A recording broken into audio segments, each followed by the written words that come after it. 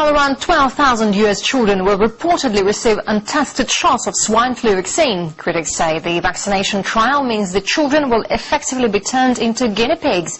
And for more, we can now cross live with Dina Gusovsky, our correspondent in the US capital. Dina, hello there. So how dangerous is this mass vaccination using an untested drug? What do experts in the US say? Well, that's right. We're talking about swine flu once again. Seems to be the hot topic these days.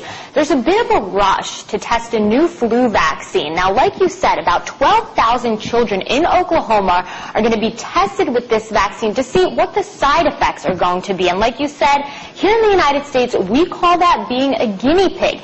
So it's no surprise that many parents across the nation are quite concerned. But experts and researchers say that this is actually going to do more good than harm. They say, look, flu season is rapidly approaching and we need to take all of the necessary precautions. But not everyone feels this way.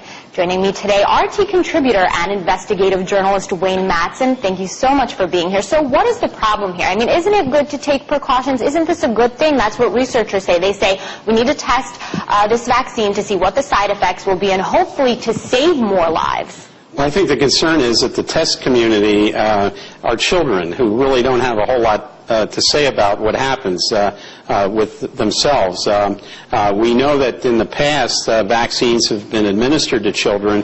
There's a feeling that because the vaccines were not well tested, that some of those vaccinations may have led to autism, and there's been several class action suits in that area. So with a new vaccine that's untested, a lot of people are saying, why are you using children as young as 3 years old for this type of testing? They certainly don't know what the situation is, and it's probably not the best test community to use.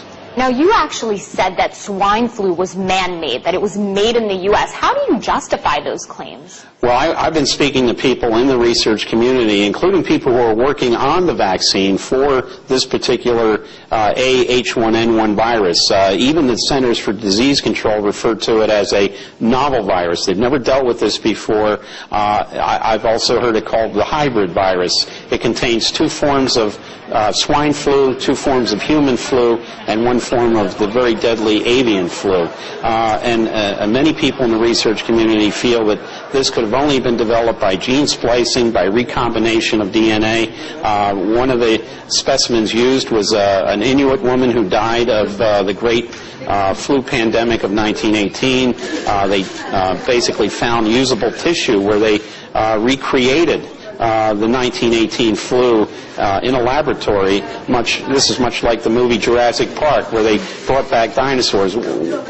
Many people say, why would you want to bring back to life a flu that was so deadly, but for all intents and purposes was a dead flu? Well, there are even some people in the media who say that there are certain people who are going to benefit from this virus. Isn't that a little bit ridiculous? Well, I think so. We've already seen now, initially when we had the outbreak in Mexico, we were told about the number of people who had contracted this influenza. Now we're being told about the number of people who are dying from it. So we had first reports. So who are they talking about when they say that there's some people who can possibly benefit from this virus? Well, the only people who may benefit are the vaccine manufacturers, and I think that's where there's some concern. The pharmaceutical companies? The big pharma.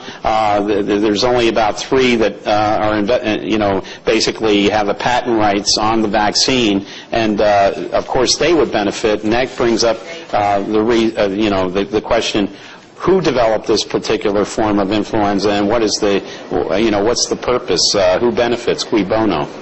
But, researchers do say that we have to do this. The flu season is coming up. Hundreds, if not more people are going to die, more people than already had. So how do you respond to that?